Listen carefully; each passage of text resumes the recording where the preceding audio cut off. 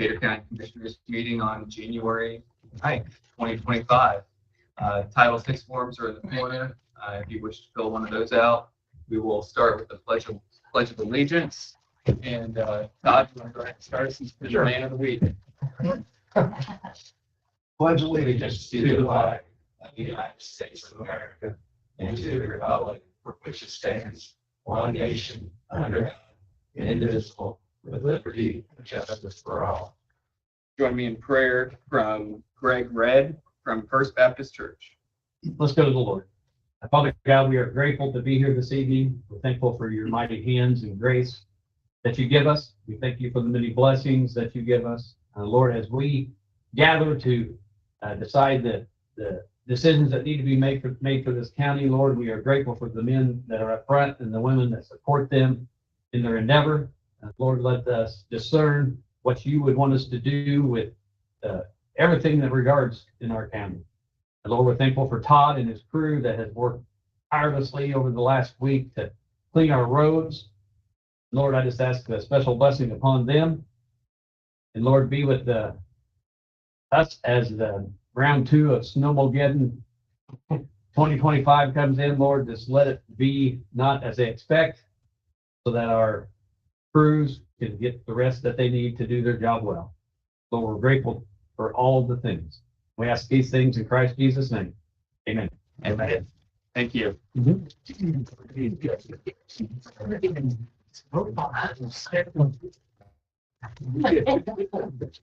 All right. Welcome, Brian and Gabe. Let's get right down to business. We will start first with the review of the December 16th minutes. Is there anything that you guys saw from being here, reviewing the online recording? Okay, we have the motion to approve. Do we have a second? Yes. All right. Any further discussion? Anybody in the public?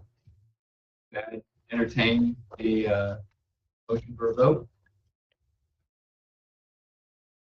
Do we have a motion? Okay. And all those in favor? Those opposed? All right. Motion passes. Moving on to claims. You guys received claims. When we're looking through those, do you guys have any questions? I do. Yeah. Okay. The only one that I had,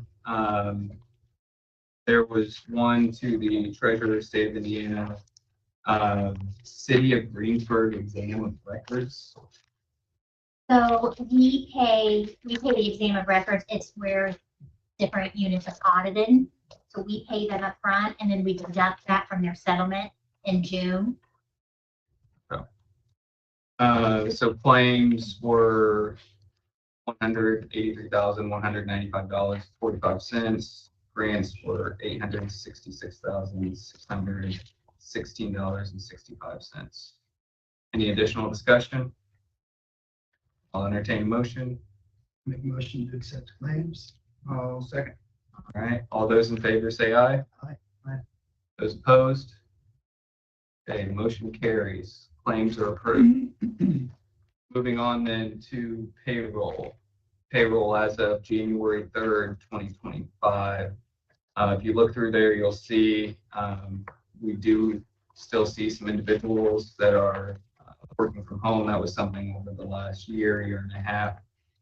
We just wanted some reports on how many employees we did have working from home. The total for payroll as of January 3rd is $378,785.85. Any questions, any discussion? No, I saw there was an unpaid 32 hours. Is that just voluntary time off? Yes. Yes, like someone maybe didn't have that vacation. Other than that, I'm good. Okay, I'll entertain a motion. So moved. Second. All those in favor say aye. Aye. Those opposed? Motion carries. Mr. Todd Howe. Good evening, gentlemen. Good evening. Last week, worked on some survey work, some layout for a couple bridges and coal pipes. We also did some bushwhacking county for vegetation. We also did some bridge maintenance, epoxy injection, and riprap. This week, we've done nothing but work on the storm deck. So I'll be starting on Monday to enter the CCMG grant for 2025-1. Again, we're going after chip and seal. It's approximately 116.3 miles of roads we'll be addressing. I gave each of you guys a copy of the PM contract for the highway department, which we kind of been back and forth with a couple companies on that. I had a third company that came in at $23,000 a year. I told him he really didn't need to submit that. I thought it was way too high. So Coke Mechanical was the original one that put the PM agreement together for us. And so I reached out to a couple others, none of the locals. It's out of their wheelhouse for some of the equipment we got out there to be maintained. So I contacted Piney. So my recommendation on these quotes, I know Piney's a little bit higher, but I would recommend probably working with Piney.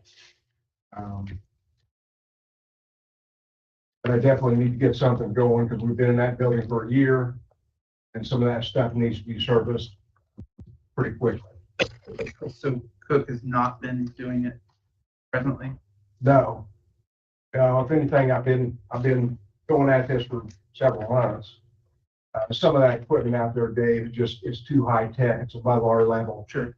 Well, I noticed that it looks like some of the stuff from Cook is maintained maybe a little bit more regularly.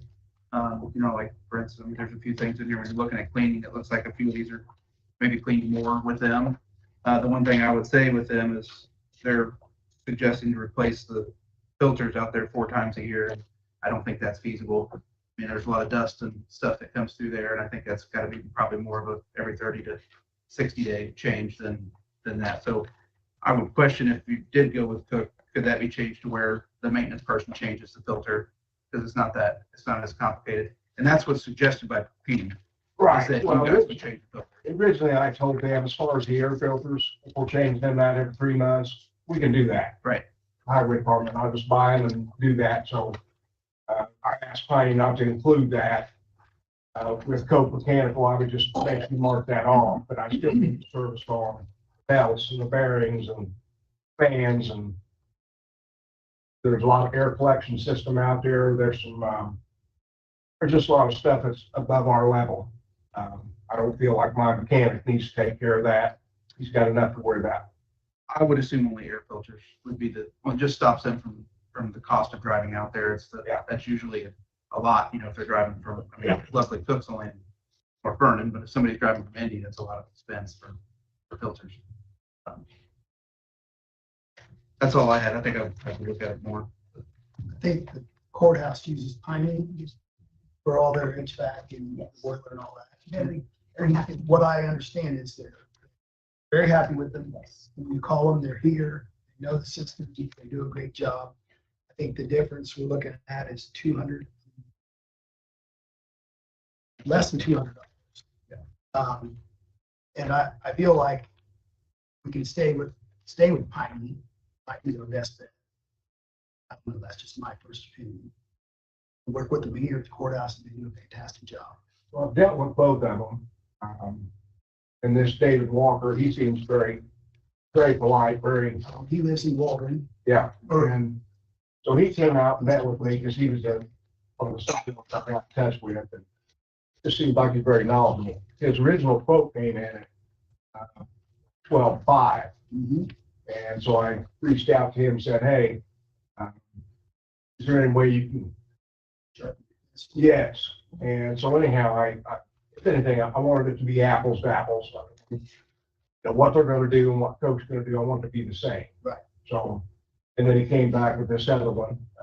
He seen me up at the courthouse when I had him walk around with him, and he see me outside and said, I really like to work with you guys. I'm already doing the courthouse, so.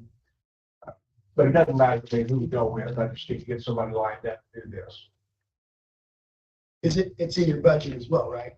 Well, that would be Commissioner's budget. Okay. and you guys you own the building, Okay, so that would be a, wasn't sure how that Yeah. played out. Did the cook submission talk about like hourly rates? I'm not seeing that here. Or, because like we have a full breakdown here in the Piney submission of what we're paying for like off hours, holidays. So that we know like what we're. No, I think- that cook. I guess, Yeah, so it says all regular service requests by the highway department shall be charged at a rate of $112 Yeah, per serviceman hour. That is 7 a.m. to 3:30 p.m. right. And then your off hour is right above it at 168. That's fine. Yes, yes. I don't see it in the code. well, I don't think, I think Piney, I guess the way I look at it, Piney kind of went above and beyond to add that. Sure. I didn't really ask him to do that. But Yeah. He added it in. Yeah, and as I'm looking at this more, it looks, so the Piney actually labels out here that they're gonna replace belts once a year. This just says they'll do it as needed, which this is more preventative maintenance than reactive, so. If that's who the courthouse uses and they're happy with it, and you see that that's that level, happy with it, okay with it. Unless something needs to get done. If you all want to review that more and address that next meeting, I think it's something we need to jump on board with. Are there expirations on either of them? Did they tell you how long they're good for, how long these offers, these submissions are good for? No, So the cook quote is $9,450. The Piney is $9,644. What's your gentleman's pleasure? the one thing that Piney did was break it down into 4 payments, I believe, per year. I think Cook was probably just a one-time payment. Yeah. So, I lean towards Piney just because of our working relationship with them now and how satisfied we are with them currently, and they're known. And you work with Cook, but I just, that's my first inclination. Do I have a motion? I'll make a motion that we enter into an agreement with Piney for the maintenance of the HVAC system with the. I'll second that. Okay, those in favor say aye. Those opposed? Okay, motion carries. thank you, gentlemen. And you need a copy of this back. Yeah, I probably do.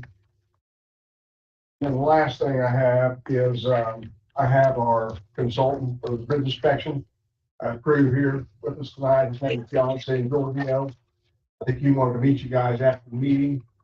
But he has got the next 4-year contract for bridge inspection. United does. They also have the Bridge 131 on County Road, is that 200? County Road 200 outside of Bernie. They've also got the awarded that as well. So we'll be working with them for the next few years on that bridge inspection, the 4-year contract. It starts right in 25 and runs till 28. So I worked with them last year and the year before, and they had 21 through 24 bridge inspection. So if anything, I want to make sure you guys get to meet him tonight. I know his, the other pro part, John Cogfelder, just had hip surgery. He was unable to be here. So I'm sure you'll see him in some of the future meetings. Yep. So thanks. Good having you with us. John. You guys have any questions for Todd? Not that I haven't already asked you this week. No, but I will say for the record that thank you for all your hard work over the last few days. And as we said earlier when we spoke, there's always room for improvement. And so we're always looking at that and making sure we're doing the best that we can do. So thank you. Our crew, please pass that on from us We appreciate your hard work. Yeah, thank you. And I wanted to brag on Todd a little bit since he didn't here. As of Tuesday, so when you look through the January 5th, Sunday when the storm came in, the 6th and the 7th being Tuesday, Highway Department had 776 man hours worked in that time period. They had applied approximately 200 tons of salt and sand during that time period. They helped get this county with 636 miles of road, double that if you go both ways on the road. They helped get this county open and back to running full business. So thank you to you guys. You guys put in a lot of hours during that time. I know you guys did a heck of a lot more than that yesterday and today. It's going to continue on through this weekend, but thank you for that. And I just wanted to give you guys this one a little bit. Thank you. Much appreciated. All right, moving on. Tim Kramer. Evening, gentlemen. Jim, Since December 16th to January 3rd, we had 44 inspections. 35 of those passed, 9 of them failed. Issued 4 new building permits. Then we've been working on getting the geo permits set up. That's the online system. We've been meeting once a week on that. We meet again tomorrow. Getting close to where we can start signing up contractors on that. The idea is so they could get permits online and then eventually inspections. They could order the inspections online and then see the results from the inspections and stuff, you know, moving forward with that. is that a program we already have, Tim?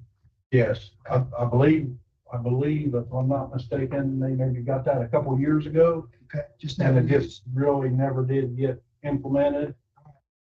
So it's kind of a learning thing right now. We got the new area plan director starts next week. So looking forward to having another person in the office, trying to get things straightened out.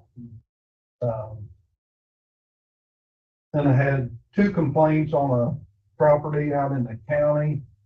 And those were made anonymously. And my question was, do we require someone to sign that when they make the complaint? Not that we have to publicly, you know, state who that was, but I think it'd be a good idea. I don't know if I'd like just anonymous complaints, because you don't, I like to see somebody stand behind it. You I've know. always felt that if it makes it more valid if you have a name. Somebody's gonna step forward and say, we have a problem. Yes, and then That's my if they want to be kept anonymous, you know, we don't have to mention names, but we have it for the records. So I just wanted to see what you guys' take was on that. Yep.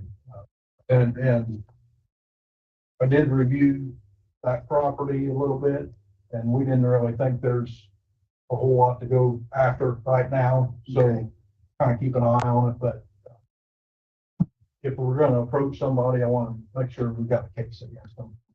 And it just didn't feel like that right now at this point. So with that, 'cause that was kind of towards that blighted program, are you going to set up a file for that individual property now, or are you just going to wait until you have it verified? I'll keep that, because I've got the complaints, I got a file, I'll keep that, you know, for future reference. Perfect. If we get more complaints on that. But we looked through the ordinance, the book on the ordinance and everything. Didn't really see a case against them, so thought this time wasn't worth pursuing. And that's about all I got tonight.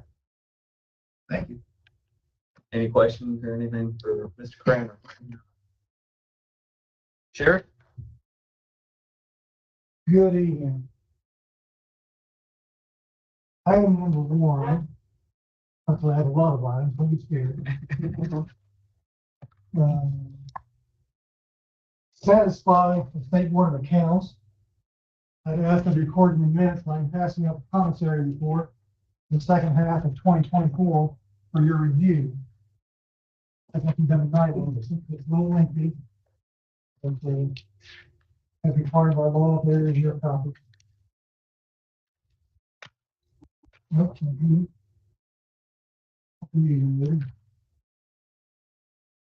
go down to the ending balance, it's 86,000. Yep. It's not really quite that high because we've got almost $49,000 committed for this year for stuff we purchased last year. That's about half that. It's purely ending balance. So again, just for review for your real reason we're here tonight, I'm sure you've all heard, Decatur County Foundation got a $5 million grant for a crisis intervention team. So I want to give a little background on this for you. In April of 2023, our jail commander, Mike Eggleston, started working on a program, a crisis intervention team for the Decatur County Sheriff's Department. In fact, Johnson County Sheriff is the gold standard on these CIT teams. And Mike met with those folks. In fact, those folks came to Decatur County and initiated some training with us on the CIT program. So he was working on developing that. Well, in February of last year, Tammy went into the executive director of the Decatur County Foundation. I'm sure maybe some of you were involved with that email from her, but she was looking for programs to submit relating down this $5 million grant. So at some point shortly after February, her and Mike crossed paths, and that became the focus of this grant application. And Mike was really the biggest architect on this grant application. And he's here tonight to speak to you about nuts and bolts of it. I'll get a lengthy discussion about it. But again, we want to make you aware. Just a couple of things I want to point out before he comes up. You know, again, this is not our grant. It's a foundation grant. We're just the beneficiaries of this grant. Again, it's $6 million. Our math, we think this grant's going to last 5 years, maybe 6, by the money dries up. So what we're really looking for is the council's and the commissioner's support for funding this after these 5-6 years have passed up. We think our numbers are going to prove the validity of this program, and we're going to have good success with it. It's not just strictly our program, it is in collaboration with the Greensburg Police Department. They're going to be a part of this as well. I want to bring up Mike, let him talk about the nuts and bolts of the program. If you have any questions for him, and then Tammy's here as well, if you have any questions of her. And when they get done, I want to come back with one more request. Oh, I apologize. You got one right there. Sorry, Mike. You got a sheriff's department, puts out a quarterly email or a quarterly magazine, if you will. And this was one that came out last month. And look on page 5 of it. They highlight the Johnson County CIT team. So again, I just provide that for your information if you care to read it. Mike, why don't you come up and talk about the nuts and bolts? And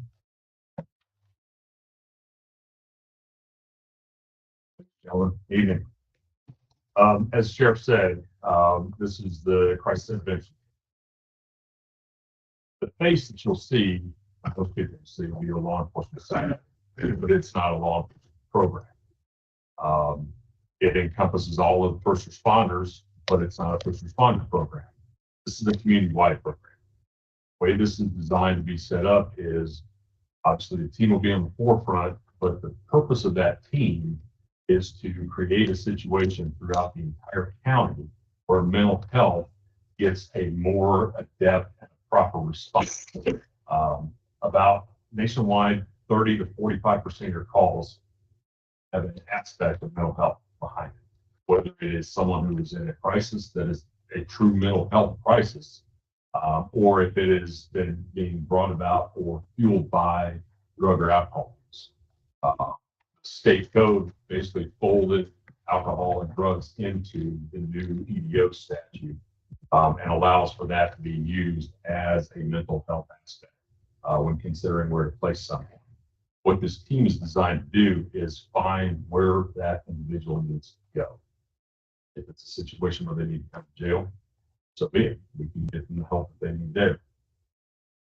But a better place for them to be would either be at the emergency room, okay, born, on to a follow-up program.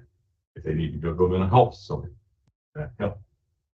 For years, jail, unfortunately, and ERs have been clogged with folks in these crises for lack of anywhere else to put them. What this does is creates a program where we start getting those people not only the help that they need, start reducing costs of jail, start reducing costs of ER, reduce costs across the county. But we also create a situation where not only are we making a safer response for our first responders, and I truly mean first responders because the folks that will be in this training will be, yes, obviously law enforcement, but dispatch, fire.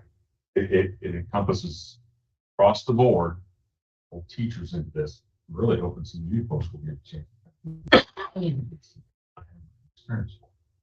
But the purpose of this is to reach out to these folks and create a situation where we remove that stigma and we get them the help that they need on the front end rather than waiting until they become a burden either on the justice system or on the medical system, and then we have to do something with it. Worldwide, 24% of the population suffers from either a diagnosed or oftentimes an undiagnosed mental health condition. And sitting there, odds are somebody up there has something. The sheriff told me about the fingers. But that kind of gives you a better understanding of what we're looking at. Like I said, this program I think will be a tremendous benefit to the county in general. We have been using the principles and techniques in the jail.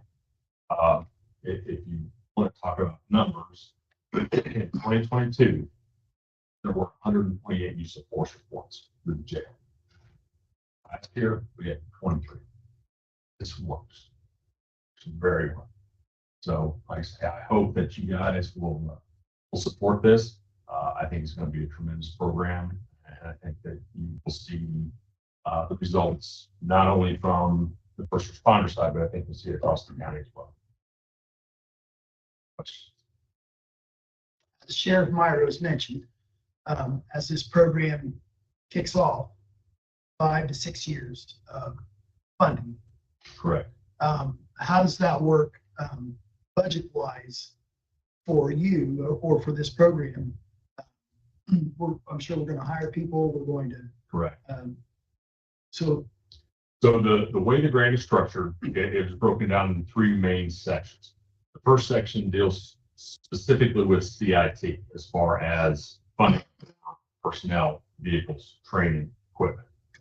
Second section covers some vehicles for the county to be used for transportation.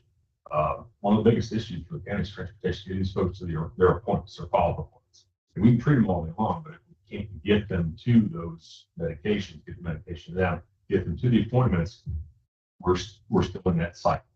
So another section deals with that. The third section deals with some follow-up add-ons to the teams, as well as some funds that will be available for the community in general. If we're looking at adding personnel, if we're looking at adding buildings, or if we're looking at expanding some of the programs through the health department or the hospital, that's what it's designed to do. Ideally, as this is invested, obviously there's going to be a front load of equipment and personnel.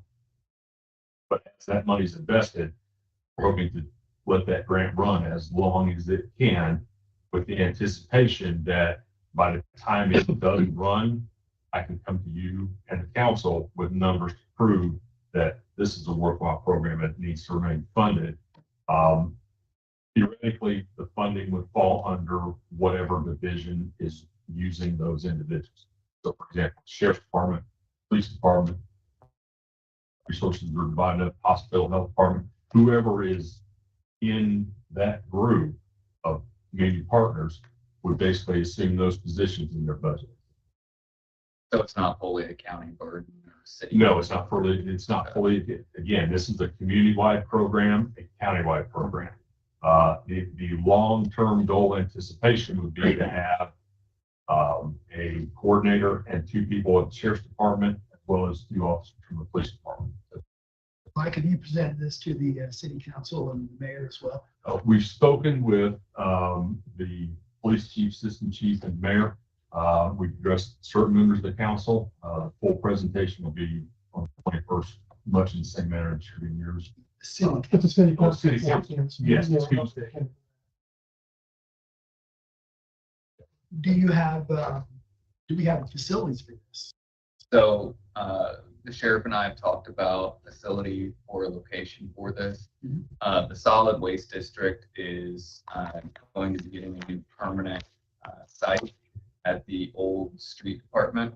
And so they will be leaving the annex. The sheriff and I have already had a conversation that that office can be used for CIT going forward. I think it'd be a great facility. So we would have the ability to house anything they need there. Most part, we're going to Is that how it typically works So, in residents? And yeah, and then again, the face that everybody will see will be those initial responses. The part that most people won't see are the follows, because let's say we get someone some help, we get them into a facility, what happens after they come out? So where is the follow? If they come out of jail, where is the follow? Come out of the ER, where is the follow? So that is the part that won't necessarily be visible, but it's almost a bigger part of the project, is to make sure that those folks stay on that program. So reoccurring costs, I mean, when we're looking at employees on that level, 3, 4 on the county side, somewhere in that ballpark. Somewhere in that ballpark, yes, sir. I think it's a great program. I've had experience working with it up in Shelby County. I think it's a great program. It helps law enforcement, it helps the court system. Because there's always those individuals that you see continuously coming back, and it's not a criminal problem. It's truly a mental health problem. And the nice thing about it is, since you mentioned Shelby County, we are kind of like the missing piece in the giant puzzle. Because Johnson obviously is the leader, but Shelby has a program, Bark has a program, Jackson Jennings kind of got around us at this point, and then Rush. So by adding ourselves into this, we're creating a network. So for example, if Rush has something we don't have, we have something they don't have, there's that collaboration with Shelby. And it's the nice thing about it is all of my counterparts at the other counties, everybody's on board. I mean, it's everybody realizes the problem. This is something that, and it is what it is, and it needs to be addressed. Everybody's on board. I think it's fantastic. thank you, Mike, and thank you, Tammy, Yep, thank for you. your working together, and that's a fantastic. Thank you. So just to follow up real quick. Again, we're gonna be accountable with these funds. Obviously, they are foundation funds and not our funds at this point. So we're gonna be accountable to the commissioners, county council, city council, and also the foundation before we spend any money. So with that being said, I'm gonna seek your approval tonight to purchase 3 vehicles. Because the turnaround time, we're talking 6-7 weeks. We want to get this ball rolling. By mid-February, we really want to have the program up and running and people trained. So again, this is going to be foundation money. It's not county money. I have spoken with Tammy, and then Tammy agreed this is a good start. So I'm going to request permission to purchase 3 vehicles at $56,076.50 per vehicle. We can get those ordered and get them on the way. Did we move forward with the leasing program? We did.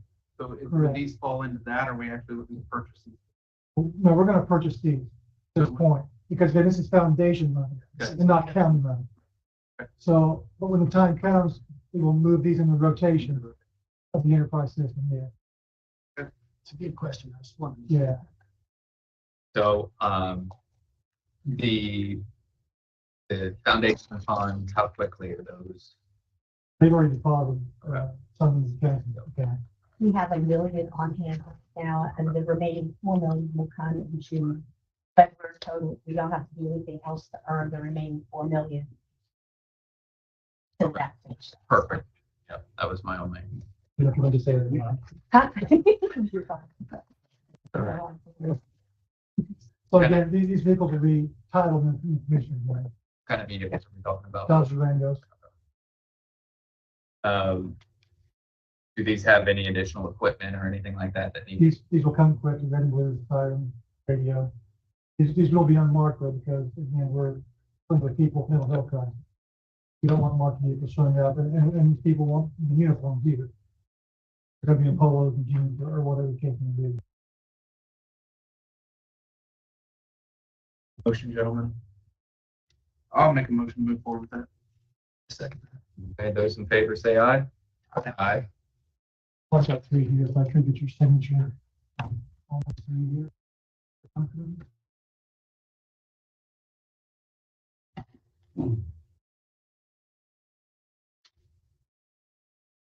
When do you anticipate rolling the program out? I know the vehicles, but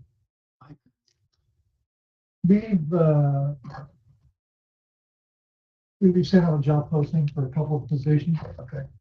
So obviously we haven't hired anybody yet. We have done some interviews. So we're in that process of starting interviews and resumes.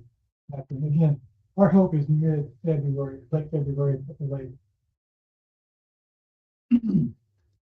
Thank you, gentlemen. Thank you for all your guys' work. All right, up next, we have Chad Smith, the alternative energy moratorium that you've already handed me. Yes. So during the last year, I would say I've heard back from a number of different citizens, members of the BZA, APC, and now that we're almost through two of the petitions with the BZA for the solar farms, I've heard that those bodies want to see something different in the solar ordinance than where we're at right now.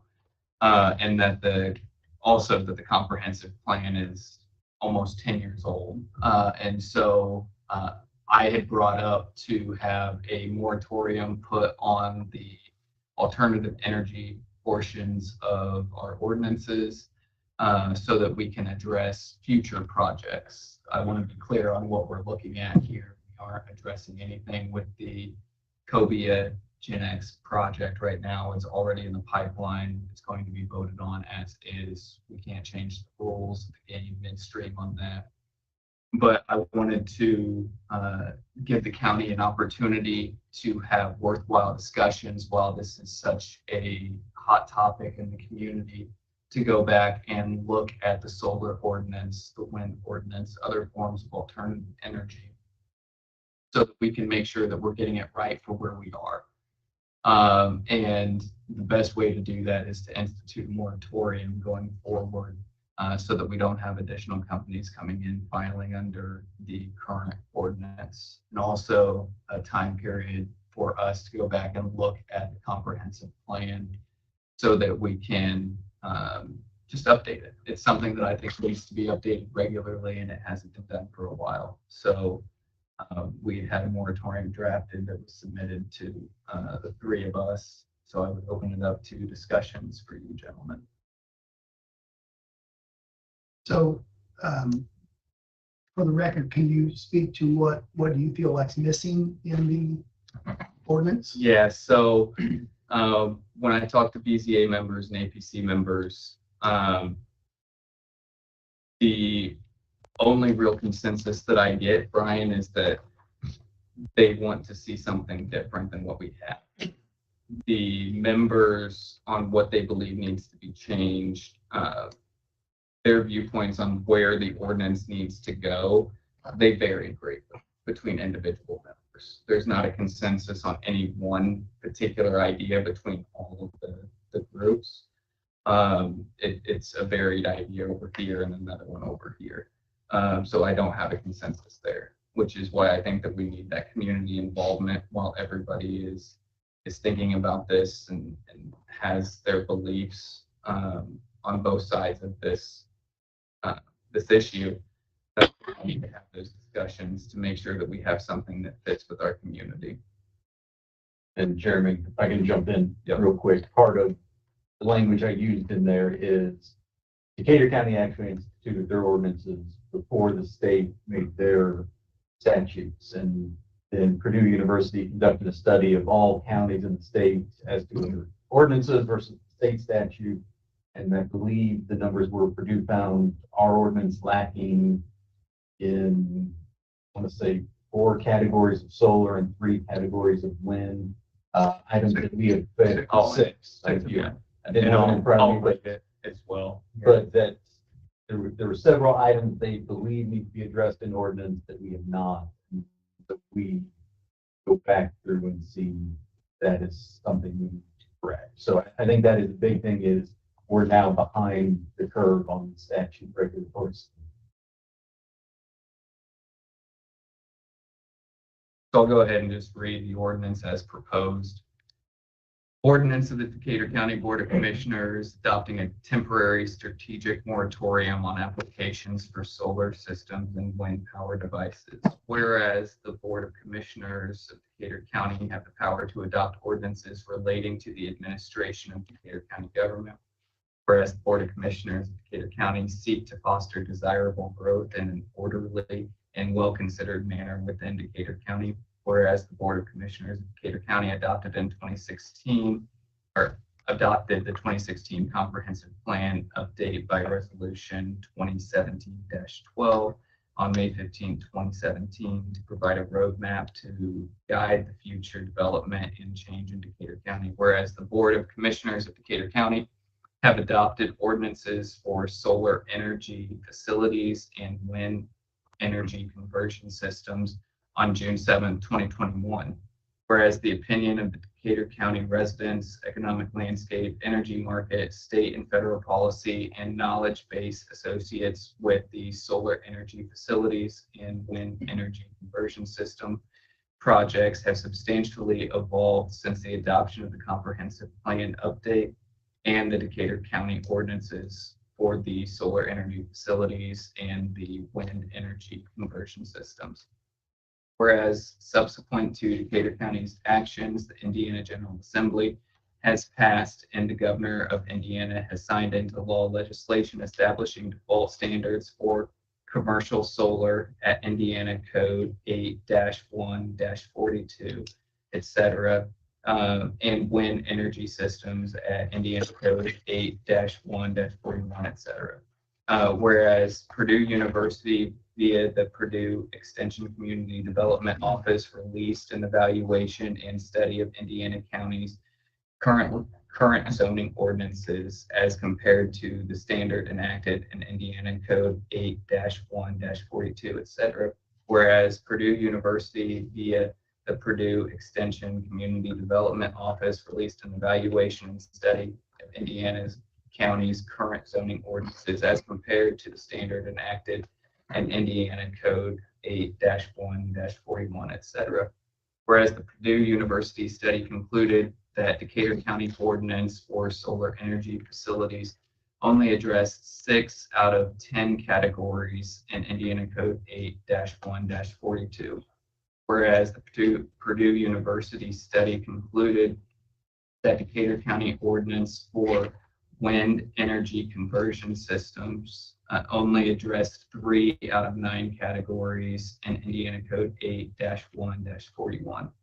Whereas the Board of Commissioners of Decatur County believe that a strategic moratorium on the acceptance and processing of applications related to the development of solar energy facilities and wind energy conversion systems projects is necessary to ensure that Decatur County's regulations align with Indiana Code 8-1-41 and Indiana Code 8-1-42 and incorporate the most recent best practices associated with the wind energy conversion systems and the solar energy facilities, installations, their construction, maintenance, and decommissioning. And whereas the Board of Commissioners of Decatur County, in order to continue to foster desirable growth in an orderly and well-considered manner, that will guide the future development and chance of Decatur County that is supported by its residents believe that an updated comprehensive plan should be commissioned to accurately represent the opinions and beliefs of the residents of Decatur County.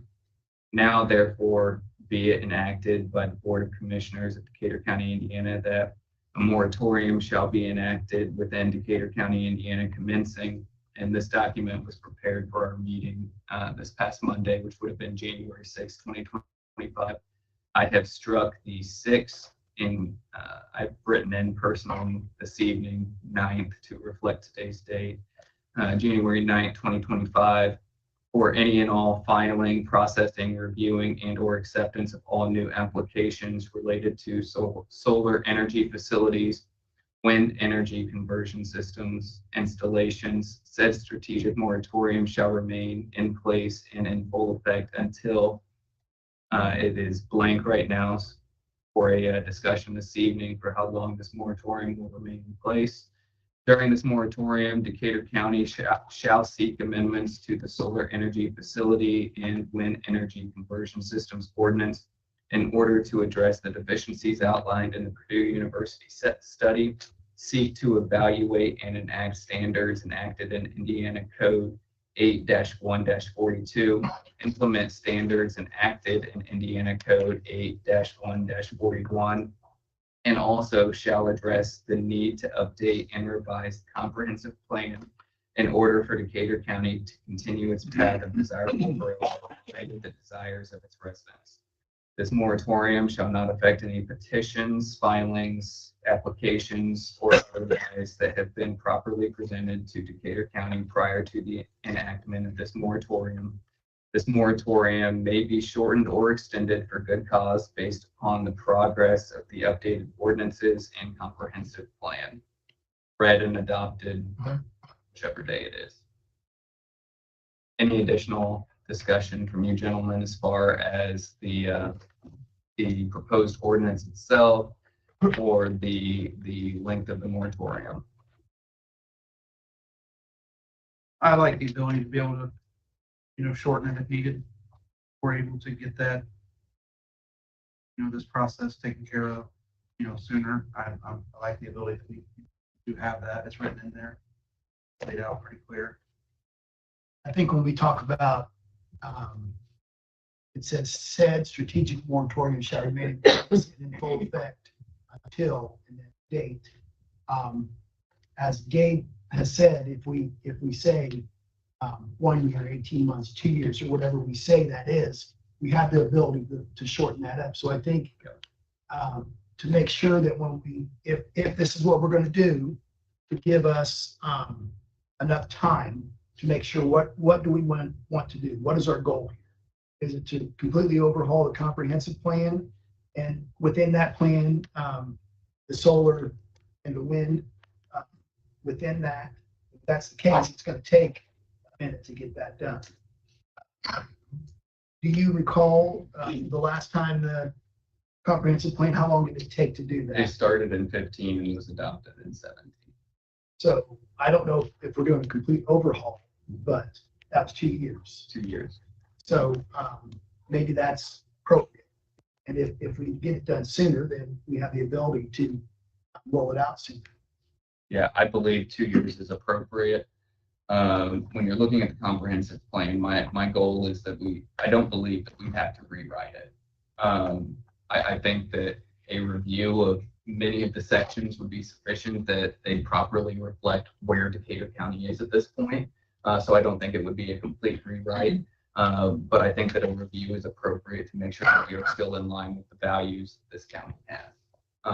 And then as far as the wind and the solar aspect of it, I think those sections will probably take the most time with the comprehensive plan. And I would imagine that we will have, I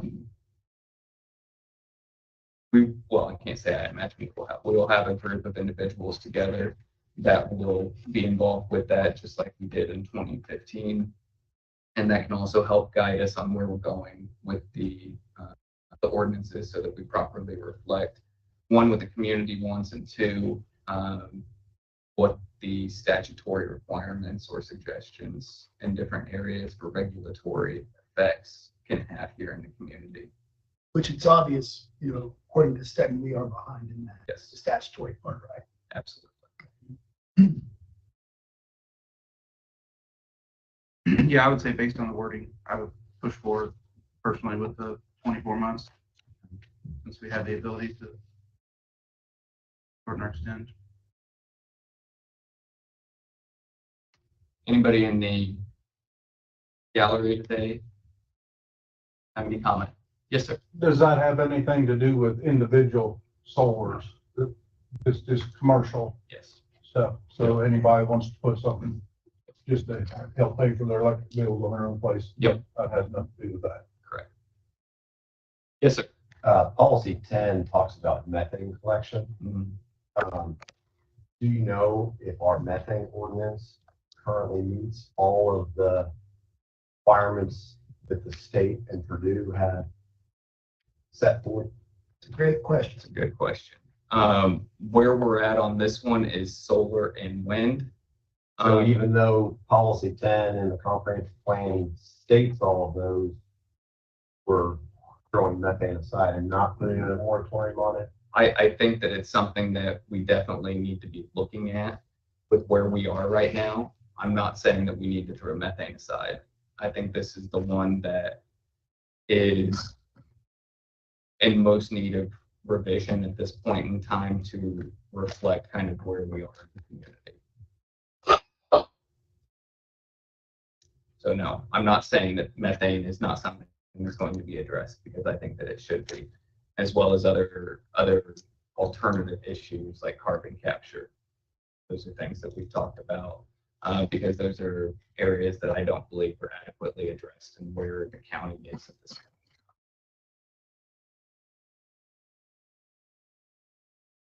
Anyone else? Is the area plan gonna make public everybody that's on the steering committee? I'm sure. Yeah, that's a They'll step, put it out. that's a step further than where we have gotten at this point. But yes, I'm sure that there will, I can't imagine that there are going to be a lot of discussions without that kind of information being made public, given the gravity of where we've gotten to this point. The last one had like 50, 60 people involved in it, I think. Yeah. It was all, it's part of the plan now. I mean, they're all documented who was on it, so. Yeah. Quite a crosscut of the community. Yes. And that is the goal, is to truly bring in everybody in the community, especially now with the attention being on these things so high right now, that I want to capture that community involvement on these things, so that we can make sure that we're really reflecting what this community wants. Anyone else? I would entertain a motion. I would make a motion to put it as 24 months and adopt it. Okay, so effective until that would be January 9th of 2026. And I'm sorry, that's like 7. You would happen sometime. Haven't transitioned my own internal clock yet. 27, and should that be 4 p.m. or should that reflect the time as of now? So Probably just close the business on that day. So we'll make it 4 p.m. All right, I have a motion to make it for January 9th, 2027 at 4 p.m. Second that. All those in favor say aye. Aye. Okay, and then right there.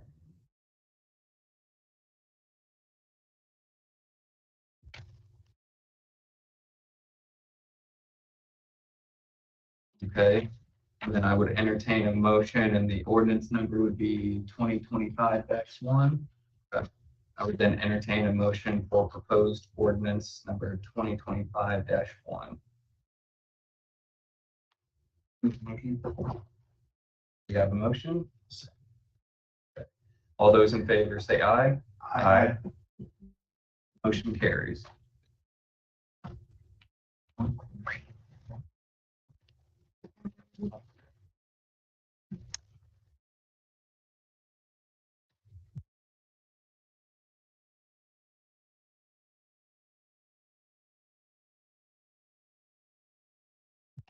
Last page.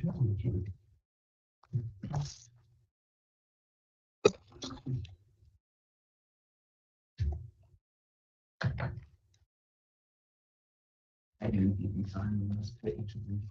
Kristen.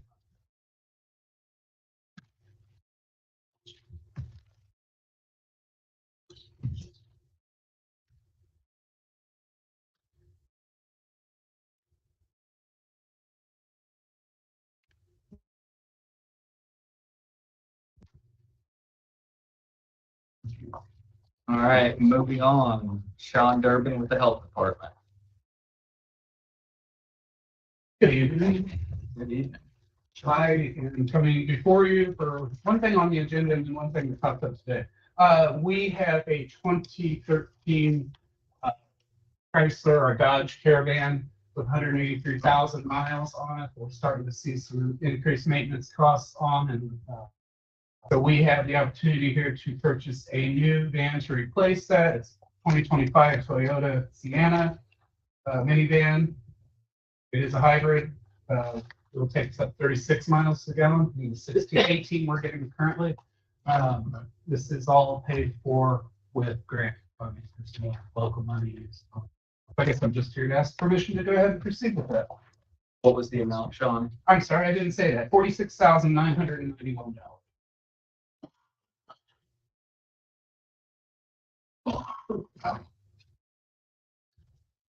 And what do you I was use? going to say, this will be a nursing. So we need a van, well, for a couple of reasons. First off, we have to take more than 4 people somewhere. We need a minivan. That's it. But primarily to go, one of the things we're starting this year is what we call our 4 Corners program. It's rapidly expanding to 7 corners. But what that's going to mean for the county is we're going to have our nursing people go out there for routine medical checks. So we'll do blood pressure, blood sugar.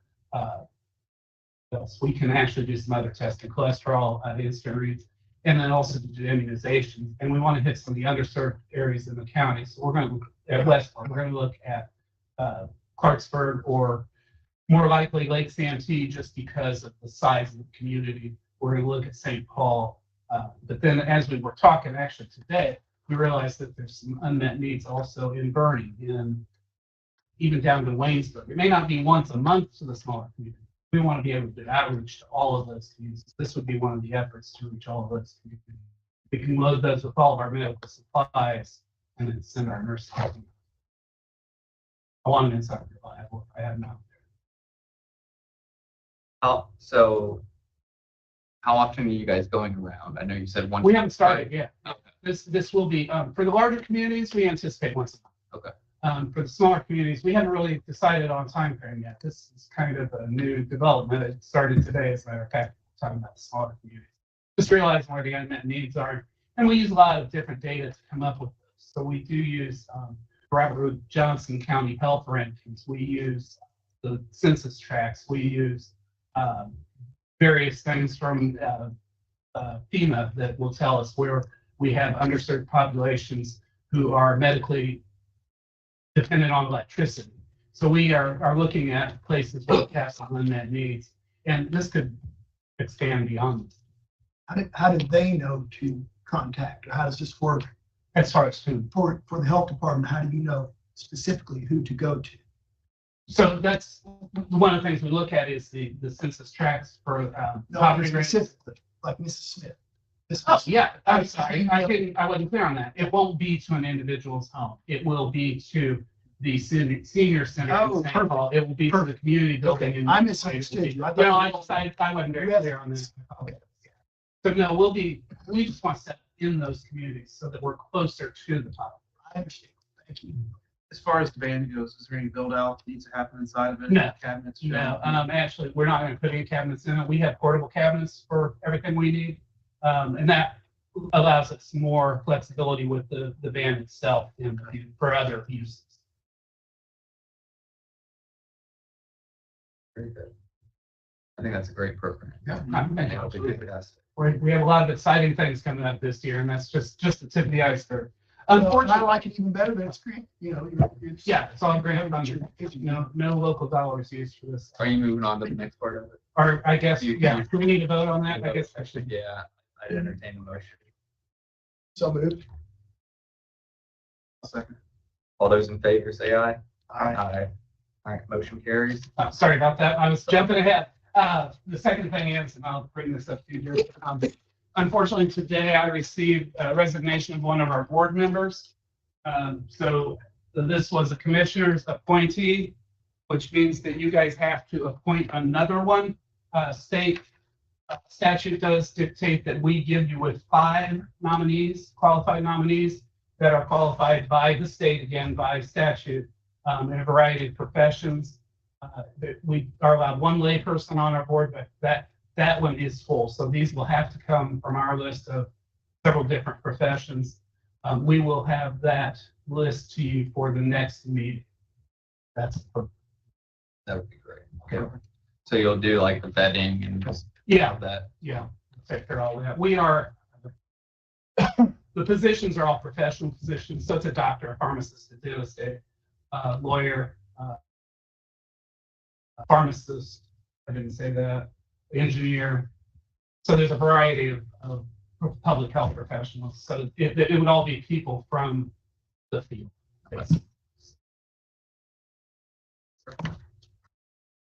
We will look for that. Thank you very much. Thank you, Sean. Thank you. Next up on the agenda is the board appointment for the Lake Santee Water District. We received a nomination for Larry. Is it to replace Larry or Larry? The new representative, he's replacing Paul I Gosnell. see. Okay. Paul served over 19 years. Wow. Congratulations. That's fantastic. So we received a nomination for Larry Nix, from the Lake Santee Water District Board. So I would entertain a motion to appoint Larry Nix to that board. Make a motion to appoint. Board. I'll second. All right, we have a second. All those in favor say aye. Aye. Motion carries. That's it on the agenda. Leanne, do you want to give us an update on how things fared over at communications over the last week? It was busy, but it could have, it wasn't what we anticipated at the same time. I mean, we were prepared to handle more calls if necessary. Thankfully, we did not have to. We added additional coverage. I worked console, assistant director also worked console to make sure we had enough staff available to handle those calls. Everything went smoothly, long hours. A lot of public safety can attest to, and we fared very well. Appreciate our public safety partners and the support that we received as well. Keeping our lot cleared. EMA worked on that a lot, keep us going. I did some shoveling myself. Bed, anything? I would just like to also commend everyone who was involved with keeping our community safe and clear over the last few days. And we had, through the township office, we only had 1 emergency situation came up. We were also prepared for other. I had talked to most of you and some others here in the county, other leaders, to be prepared. We were ready for an overnight shelter if needed to be, if there had been a widespread power outage or something like that. Otherwise, we were taking care of people individually, and we did that. And so I specifically like to commend Sean Durbin at the Board of Health for the way he handled one situation, the one that we had. He made a very spot-on assessment of this person, which allowed us to get the right people involved with her and hopefully get her to a better place the next day. We sheltered her for the night, and so just really glad that we had everyone in line to do the things that we needed to do. And that was one person, but still that's one person that is someone we all need to care for. So I appreciate that. And also all the leaders who were willing to work with me when we needed to, if something bigger would have happened. Thank you, everyone. Anyone else? Okay, I would entertain a motion to recess. So moved. I'll second. You already said. Thank you.